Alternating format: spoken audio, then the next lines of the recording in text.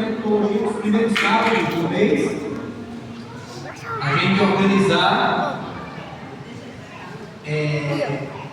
o sermão missionário, que é, na realidade, é a responsabilidade da igreja, né? É a responsabilidade individual, incentivada de forma coletiva para a igreja. Porque, afinal de contas, todos nós que nascemos no reino de Deus, nascemos com quem? Como de Deus? Como missionários, né? Então, seja missionário de uma forma ou de outra, mas todos nós que nascemos no reino de Deus, de alguma ou de outra forma, você é um missionário. No livro de Atos, capítulo 1, versículo 6, assim como estamos, vamos pedir a orientação do nosso Deus mais uma vez. Pai querido, a tua palavra já está aberta. E nesta hora te pedimos que o Senhor tenha misericórdia de nós. E por favor, Deus Espírito Santo, coloque em nosso coração, em nossa mente, as palavras que sejam necessárias para que nós possamos continuar motivados e confiantes na tua palavra. Bendito seja o teu nome e continua conosco em nome de Jesus. Atos capítulo 1, versículo 6, vamos encontrar, diga amém. Alguma misericórdia e misericórdia.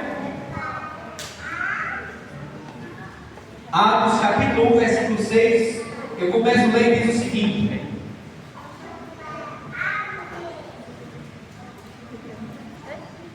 a minha versão é a revista Almeida, a revista atualizada. De repente aí algum de vocês tem a nova versão internacional, que vai de hoje. Modifica um pouquinho, né? Mas é a mesma essência.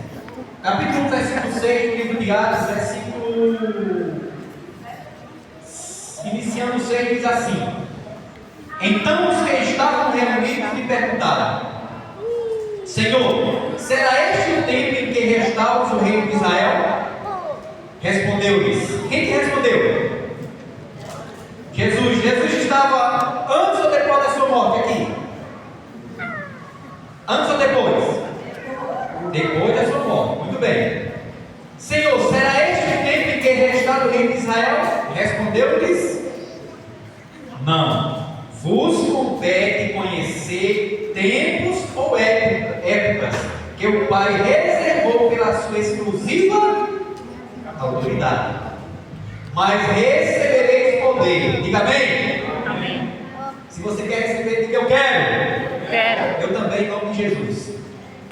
Ao descer sobre vós o Espírito Santo, e sereis minhas testemunhas, tanto em Jerusalém, como em toda a Judeia e Samaria, e até os confins da terra, inclusive em Judá. Ditas estas palavras, foi Jesus elevado às alturas, à vista deles, e uma nuvem os encobriu nos seus olhos. E estando eles com os olhos fitos no céu, enquanto Jesus subia, eis que dois varões vestidos de branco se puseram ao lado deles e lhes disseram: varões galileus, por que estáis olhando para as alturas?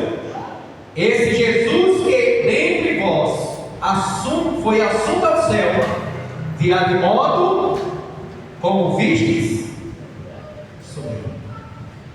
A promessa é fiel e é verdadeira. Você crê? Diga amém. Amém. Eu também creio. Testemunha. O que significa testemunha? De uma forma bem simples e direta: alguém que relata o que viu ou o que ouviu. Isso é o que significa uma testemunha. Alguém que relata o que viu ou o que ouviu, com o objetivo de confirmar a verdade de um fato. Então, se você fala para alguém que Jesus vai voltar, você está confiando que esse fato é realidade.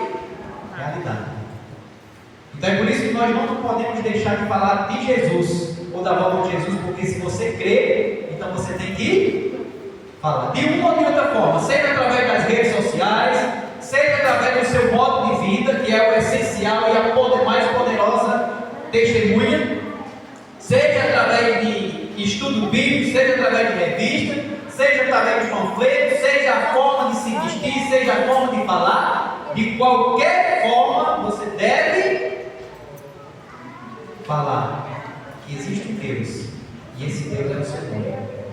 Quando você se veste de maneira apropriada, você está dizendo: Deus é o meu dono. Quando você fala de forma apropriada, você está dizendo: Deus é o meu dono.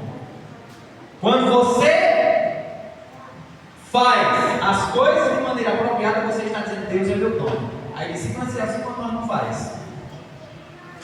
Você está dizendo que é carente de Deus e precisa de Deus. Porque todos nós somos afetados por uma praga que se chama pecado. E nenhum de nós somos superintendente ou temos poder para vencer, a não ser por meio de Jesus Cristo, nosso Senhor. Então você e eu precisamos entender que nós não somos exemplo de falhas, mas nós temos um Deus que nunca falha. É para nós entender que nós não somos pessoas infalíveis, nós temos um Deus infalível. É para você e eu entender que nós não somos pessoas propensas ao bem, nós temos que entender que nós somos pessoas propensas ao mal. E é por isso que essa guerra espiritual ela é todos os dias, todos os momentos. Porque afinal de contas, nós fomos criados por Deus para benefício da humanidade e da criação de Deus. Mas entrou uma praga que se chama pecado e nos dilacerou. E agora essa luta triplicou, porque afinal de contas, enquanto Deus nos quer o bem, o maligno nos quer o mal. E entre essa fagulha ou entre esse meio tempo de guerra, você e eu estamos no meio. No meio como se fosse esse corredor. De um lado está Deus dizendo: filho, aqui estou eu, de braços abertos. Do outro lado nós temos as obras malignas fazendo tudo, maravilhando de tudo enquanto for forma, para que você seja atraído, para que diz: esse é o ponto que você precisa. Enquanto nosso Deus, Ele não faz marabalismo, enquanto nosso Deus Ele não grita, apenas Ele está no posto, e dizendo para você e para mim: filho, aqui estou eu. Esse nosso Deus, que é um Deus ciumento, embora um Deus que é educado, um Deus que não se intromete nas suas decisões, Ele apenas incentiva para que você escolha a vida, para que viva. E esse é o conflito cósmico que estamos vivendo nesses últimos dias. E falando de testemunhas, eu queria relatar algumas testemunhas bíblicas que desde os tempos antigos, ou desde a época, que Adão e Eva foram afetados pela desobediência ou pela quebra dos preceitos e princípios divinos. Apesar de tudo isso, apesar da expulsão de Adão e Eva do jardim do Éden, apesar dos seus sofrimentos, eles receberam o Senhor e disseram assim: Senhor, nos ajuda a estar no céu. E louvado seja Deus que apesar da queda de Adão, apesar da queda de Eva, se você e eu perseverarmos, um dia nós vamos ver nas nações celestiais. Diga amém. Amém. Não sabemos se Adão ressuscitou, não sabemos se Eva ressuscitou. Apenas a Bíblia diz que na ressurreição de Jesus foram cerca de 500 testemunhas que ressuscitaram. A pergunta é: será que Adão estava aí?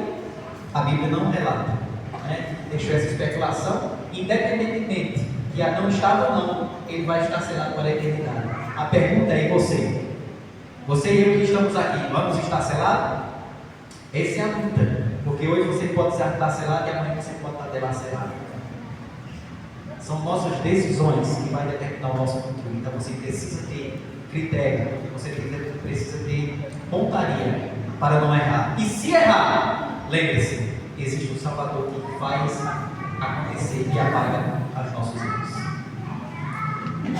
Assim não foi diferente no passado. O livro de Jó, capítulo 19. O livro de Jó, capítulo 19. Quando se encontrar, diga amém. Capítulo 19, versículo 25, nos diz o seguinte: O livro de Jó, capítulo 19, versículo 25, diz assim: porque eu sei que o meu Redentor vive, e por fim se levantará sobre a terra. É motivo de alegria, sim ou não, povo de Deus? Versículo 26: depois revestido este meu corpo da minha pele, em minha carne. Diga o que a Bíblia diz. Diga eu. Verei a Deus. Glória a Deus. Que essa profecia seja cumprida. Depois de sermos transformados, independentemente de estar dormindo ou não, podemos ver a Deus como Ele realmente é. Assim foi Jó. A pergunta é: Jó viveu em dias que não tinha problemas, dificuldades, ou não? Pelo contrário, vocês conhecem a vida de Jó, sabem o que Jó passou, né? Mas uma coisa, uma característica de Jó não se deixou levar pelo materialismo. Verdade, sim ou não? Sim. Verdade. Embora Jó fosse um dos homens mais ricos da época, ele não se deixou se intimidar pelo materialismo. Jó permaneceu fiel ao Deus do céu e da terra.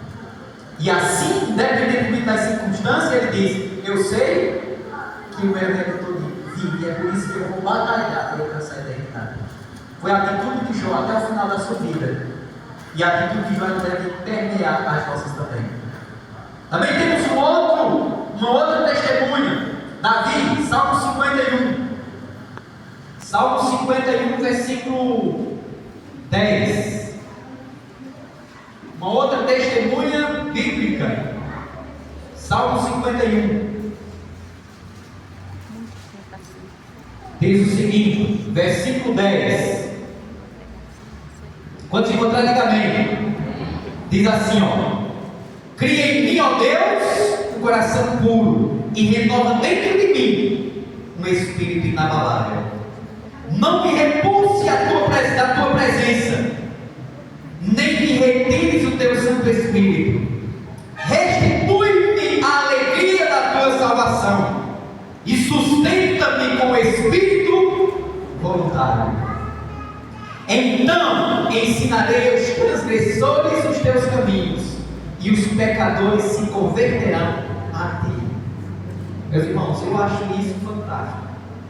Você veja aqui que Davi estava desesperado, ansioso, sedento de Deus. Mas Davi estava se sentindo uma pessoa inválida, estava se sentindo uma pessoa que não tinha capacidade. Davi estava se sentindo um nada no meio a tudo. E a salvaguarda de Davi foi: cria em mim, ó Deus, um coração puro, e renova-me, Senhor. E meus queridos, quando Davi fala isso, e quando a gente vê essa complementação dessa súplica, dessa ânsia de Davi, nós vemos aqui a essência de tudo isso. Ele diz: Senhor, me restitui, me dá alegria. Me dá alegria da tua graça, porque eu estou me sentindo com nada. É assim que me passa o salmista. E no versículo 3 diz a essência da tanta ânsia de Davi, que diz assim: então ensinarei os transgressores os teus caminhos, e os pecadores se converterão. Meus queridos irmãos, nós só vamos ter a alegria da salvação quando nós confiamos nela e acreditamos que você é coberto pela graça de Cristo. Quando você confia, independentemente da sua situação, você vai falar para as pessoas que dizem: eu fui um leproso e hoje eu estou grato. Eu fui um inválido, mas Cristo me deu valor. Davi estava se sentindo assim, mas ele estava se sentindo tão necessário, a urgência de ser uma pessoa útil para o reino de Deus, porque ele entendeu a graça de Cristo, ela vai muito mais válida do que qualquer coisa deste mundo. Ele disse: Senhor, me ajuda, eu sei alguém no mundo de trevas. A ânsia de Davi não era só dele, a ânsia de Davi era ter um Deus que confiasse, e Davi confiava no seu Deus. Ele só queria agora: Senhor, por favor, tem misericórdia de mim e me escuta. Davi sabia que Deus escutava, mas Davi estava suplicando porque Davi estava se sentindo nada, indigno de ser abraçado por Deus. Ele estava naquele momento dizendo: Senhor, me ajuda e me dá aquilo que eu necessito. E quando Davi fala isso, ele diz: Senhor, mas não é só por mim, é porque eu preciso ser alguém para alguém. Até porque nós vimos isso no versículo que diz: Senhor, por favor, me ajude, me dá essa alegria, para que eu fale para outras pessoas, para que eu ensine aos pecadores, igual eu, que sofri penalidade do pecado, mas que eles também sejam ajudados por Deus. Você percebe? A alegria de Davi é uma alegria coletiva, não é uma alegria egoísta. Todos aqueles que nascem no reino de Deus, eles devem nascer como? missionários. Davi era um missionário nato, cuidou de ovelhas e passou a ter ansiedade para também ser útil para pessoas. Você é útil para pessoas? Ou você tem o desejo de ser útil para pessoas assim como Davi foi?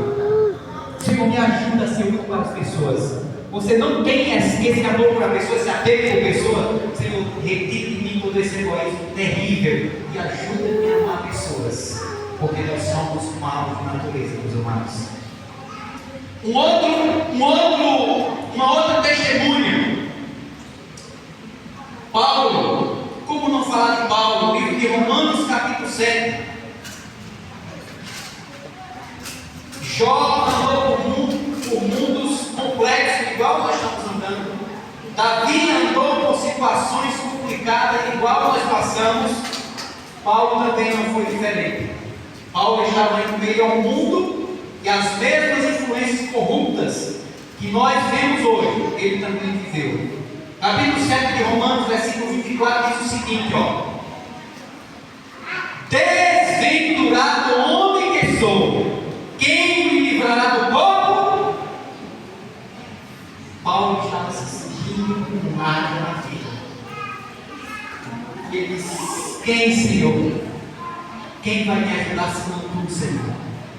E o capítulo 8, versículo 1 diz assim: agora, pois, já não nenhuma condenação há para os que estão em Cristo Jesus. Se foi Cristo que redimiu, quem terá a capacidade de te condenar, irmão? Se foi Cristo quem te salvou, quem vai ter autoridade sobre ti? A não ser Deus. Deus é o que te livra, Deus é o que te guarda, Deus é o que te sustenta. Ele é o poderoso do céu e da terra e dono da tua e da minha vida, se Deus permitir. Então não permite que as circunstâncias te abalem, e ainda que venha te desanimar, pede a Deus, Senhor, restitui a alegria da tua graça, porque assim foi com Jó, assim foi com Davi, e assim também foi com Paulo. Quero que Paulo tenha mais a nos dizer. Filipenses capítulo 4, Paulo, em meio às circunstâncias, às situações, Paulo não deixava de confiar. 1 Tessalonicenses capítulo 4, o versículo 11 nos diz assim: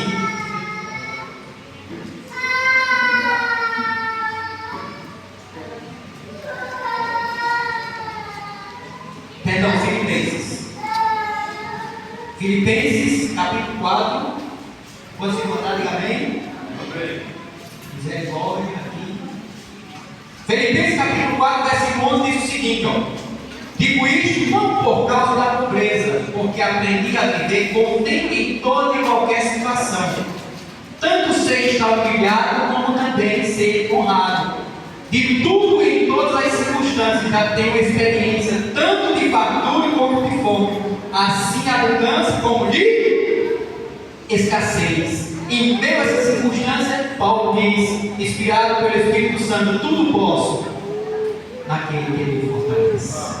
É lindo, não é, meus amados? Também não poderíamos deixar de falar Timóteo capítulo 4, versículo 16. Timóteo capítulo 4, vamos encontrar, diga amém. Alguma misericórdia? Diga misericórdia. Timóteo capítulo 4, versículo 6. 1 Timóteo 4, 16 diz o seguinte: tem cuidado de ti mesmo e da doutrina. Continua neste dever, porque fazendo assim, salvará tanto a ti mesmo como aos teus ouvintes. Existe uma preocupação pessoal? Deve existir. Mas essa preocupação ela também tem que expandir do pessoal ao coletivo. Nós temos que nos preocupar conosco, saber como nós andamos, como tropeçamos, o que falhamos, mas nós também temos que nos policiar para que outras pessoas também possam enxergar o Deus que nos segue e o Deus que nos segue. Também não poderia deixar de ler ainda em Timóteo, capítulo 6, versículo 7, que diz assim: Porque nada temos trazido para este mundo, nem coisa alguma podemos levar dele. Tendo sustento com que nos vestir, estejamos contentes. Versículo 10 diz assim: porque o amor do dinheiro é a raiz de todos os males, e alguns nessa cobiça se desviaram da fé, e assim mesmo se atormentaram com muitas dores. De modo, além de ter a sua preocupação pessoal, além de ter a sua preocupação coletiva, de modo nos advertiram e dizendo de forma clara e direta, meus queridos, o mundo vai estar de mal a pior. O materialismo vai cobrir a terra. Tenha cuidado, porque o materialismo pode consumir e os tempos do exílio podem voltar a ser realidade na sua vida. E nós já sabemos o exemplo do Egito, nós já temos suficiente prova qual é o resultado. E o último relato bíblico está em Mateus capítulo 8. Mateus capítulo 8, versículo 5. Pode se encontrar, diga amém. Mateus capítulo 8, versículo 5.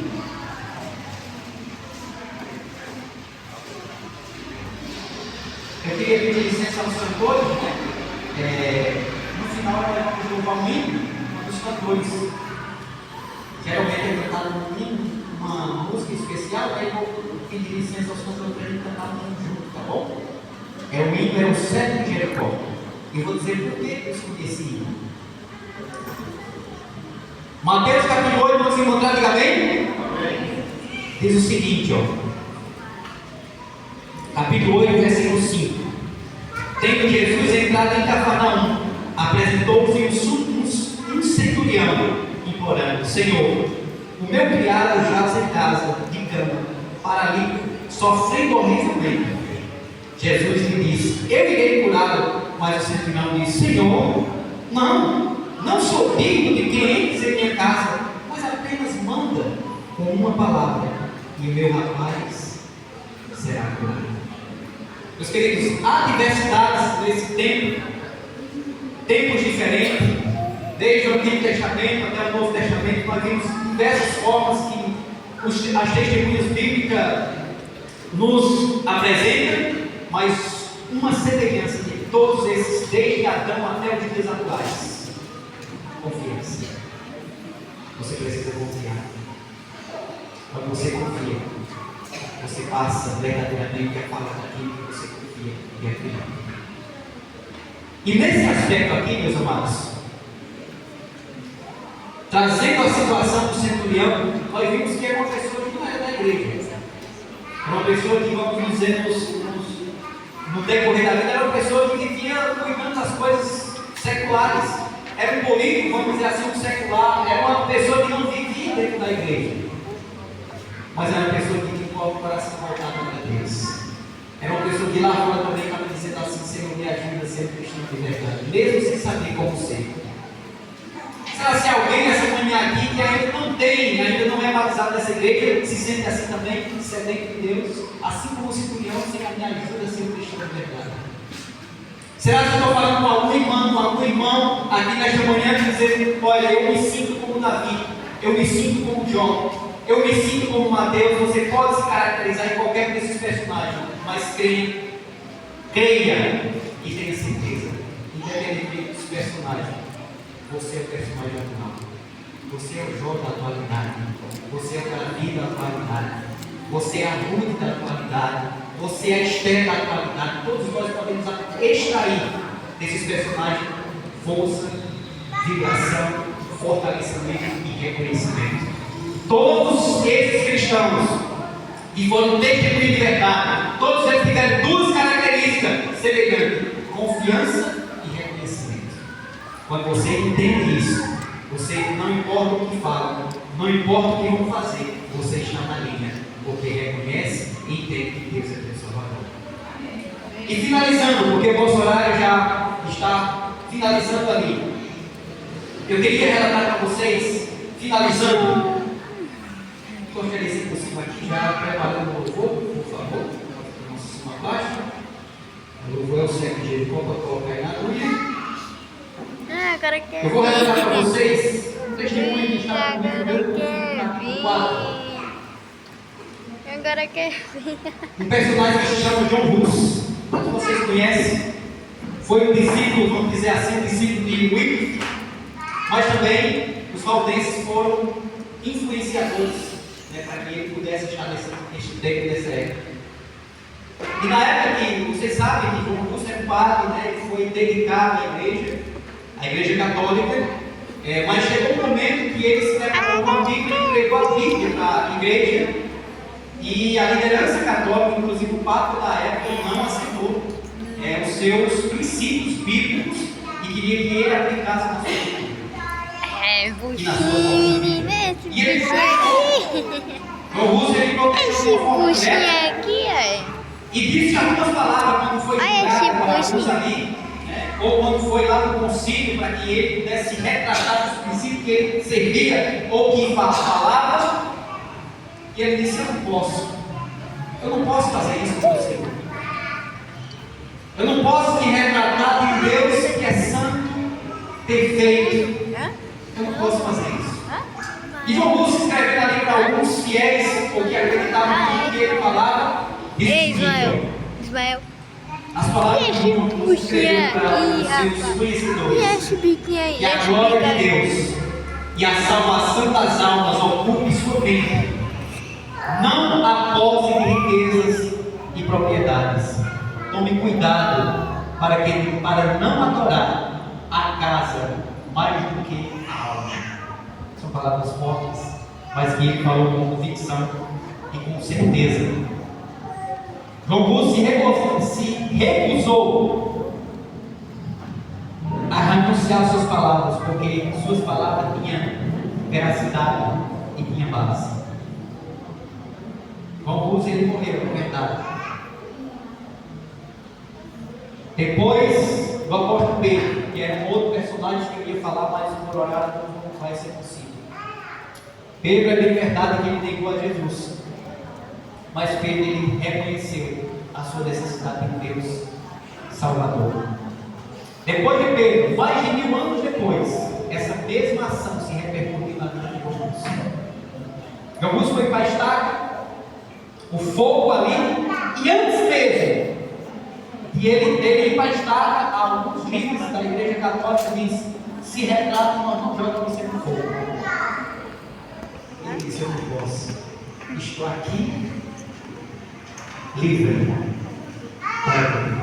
O relato diz, o livro Grande Conflito diz que John Hus, Jerônimo foi depois, foi historiador também veraz, Jerônimo se retratou e com o testemunho de John Hus, que já tinha morrido, Jerônimo, ele acabou criando coragem, dizendo assim: eu não posso fazer isso.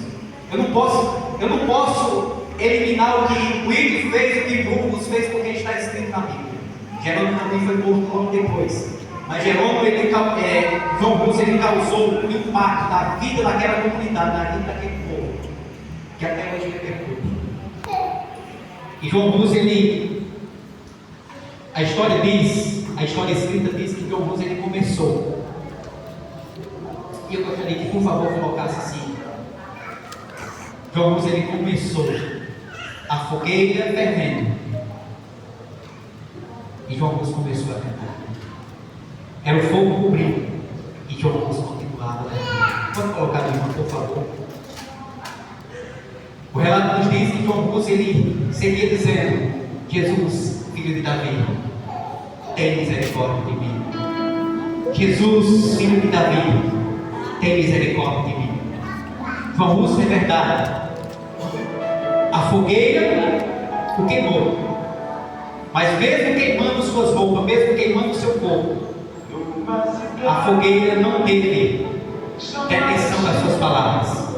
Enquanto ele tinha garganta, ele não se intimidou com o fogo cobrindo, queimando, derramando a salmoura daquele todo processo.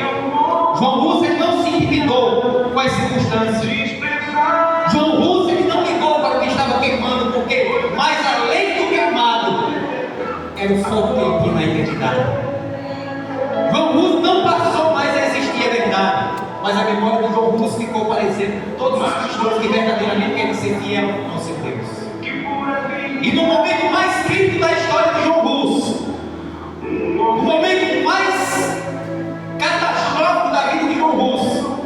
Ele simplesmente olhou para Jesus e disse: Jesus, filho de Davi, cantando em louvor, tem misericórdia de mim.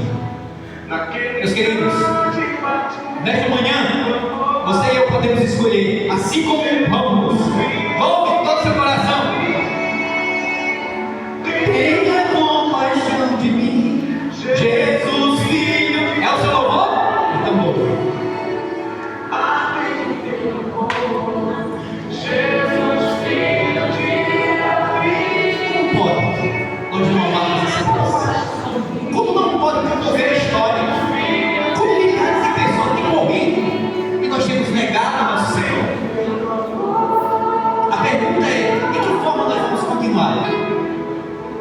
De que forma você vai mostrar para o mundo quem é você? De que forma você vai pregar para o mundo quem é o seu Deus? Eu não sei. A igreja tem seus incentivos, mas você como cristão deve ter seu ponto, deve ter sua característica. Como é que você vai pregar? Eu não sei. Uma coisa é séria, nós precisamos de quem nos chama hoje sermos cristãos de verdade. É verdade que vamos continuar falhando, é verdade que vamos continuar tropeçando, mas se você reconhece e confia em Deus, Ele vai te levantar, Ele vai te erguer, vai te abraçar, e no momento mais crítico da história você vai fazer com que eu use e dizer assim: Senhor, tem misericórdia de mim, tem misericórdia de mim.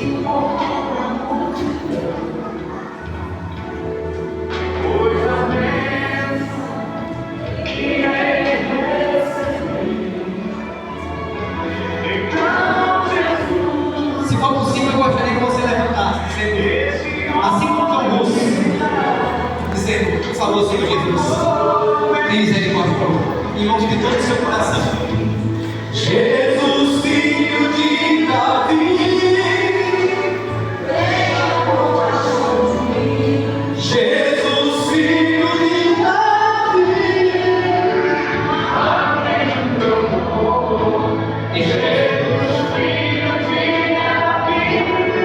Deus eterno e Pai, tem compaixão de nós, Senhor. Somos covardes, medíocres, somos pessoas propensas a mal, somos egoístas de natureza. Mas, Paizinho querido, nesta manhã, aqui nós estamos diante da Tua presença, e aqui está Teus filhos, Senhor. O parte dos Teus filhos representando mais de 220 milhões. É de negligência. Eu não sei a necessidade, eu não conheço a necessidade do que elas aqui estão, mas, Paizinho querido, que Tua palavra vai ao encontro de cada necessidade. E se alguém aqui está desamparado, desanimado, buscando alguma coisa, mas querendo desistir, por favor, dá ânimo a essa pessoa, Senhor. Se alguém está nesta manhã aqui sentindo desamparado ou menosprezado, ajuda-nos a entender, Senhor, que Tua graça basta. Nos ajuda a confiar no Teu poder, porque não é o que dizem, não é o que falam, mas é o que eu sou diante de Ti. E nesta manhã, Senhor, como Teu pobre e miserável pecador, eu Te suplico nos altos céus a Tua bênção sobre esse irmão, sobre esta irmã que hoje aqui está. E se tem alguém passando por dificuldades, por problemas, por incoerência dos princípios, Paizinho querido, não permita que essa pessoa tenha desanimado os Teus caminhos.